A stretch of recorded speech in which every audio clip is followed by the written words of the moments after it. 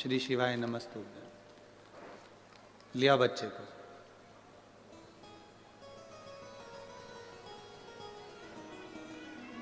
गुरुदेव, मेरा नाम प्रीति शर्मा है, गांव रोडी सिरसा से हूं।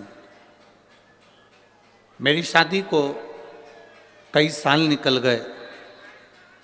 इंतजार करते करते करते करते संतान के सुख के लिए मैंने 5 साल इंतजार करा। 5 साल तक भी संतान नहीं हुई। 6 साल निकल गए, 7 साल निकल गए, 8 साल निकल गए, 9 साल निकल गए, 10 साल निकल गए, पर संतान का सुख नहीं हुआ। ऐसा कोई डॉक्टर नहीं था, हरियाणा का भी, पंजाब का भी, राजस्थान का भी और दिल्ली तक मैंने डॉक्टरों को दिखाया, पर संतान का सुख नहीं आया। टेस्ट भी करवाए, संतान का सुख नहीं आया। 11 साल निकल गए, 12 साल निकल गए, पर संतान का सुख नहीं आया गुरुदेव। तब मेरे जीजाजी ने बताया कि मेरे जीजाजी का नाम संदीप शर्मा है। उन्होंने बताया कि टीवी पर कथा आती है, एक बार तू आसन बिछा के दिल से बाबा देवादिदेव महादेव की कथा को श्रवण कर। गुरुदेव, उस समय आपकी कथा चल रही थी और मैंने टीवी खोलकर 1 बजे से 4 बजे तक कथा का रसतत्व ग्रहण करा। मैं बाबा का क्या गुणगान करूं गुरुदेव। मंदिर जाना मैंने उसी दिन से प्रारंभ करा और शिव जी को जल चढ़ाना प्रारंभ करा।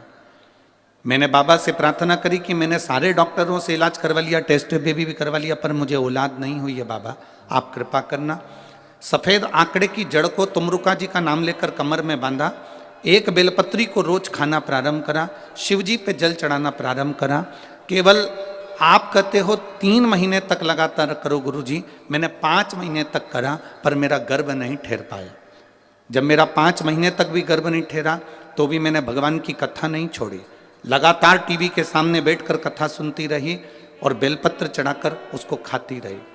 5 महीने पूरे हुए, 6ठा महीना लगा और मेरे पेट में मुझे दर्द उत्पन्न हुआ। मैं डॉक्टर को दिखाने के लिए गई तो डॉक्टर ने कहा आपका 2.5 महीने का गर्भ ठहर चुका है।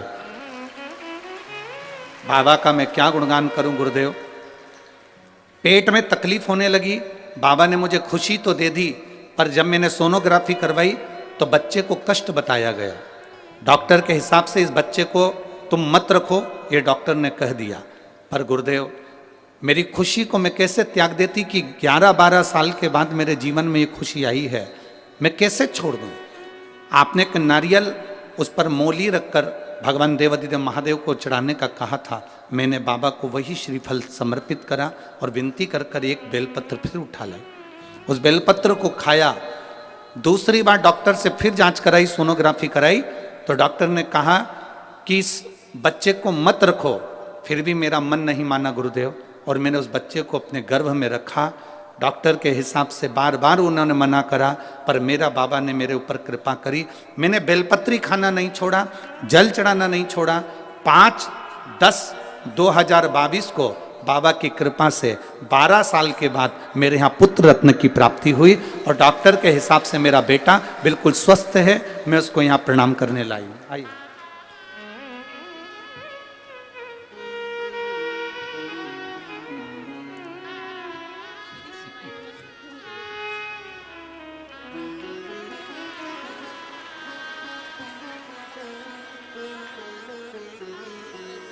प्रणाम करो।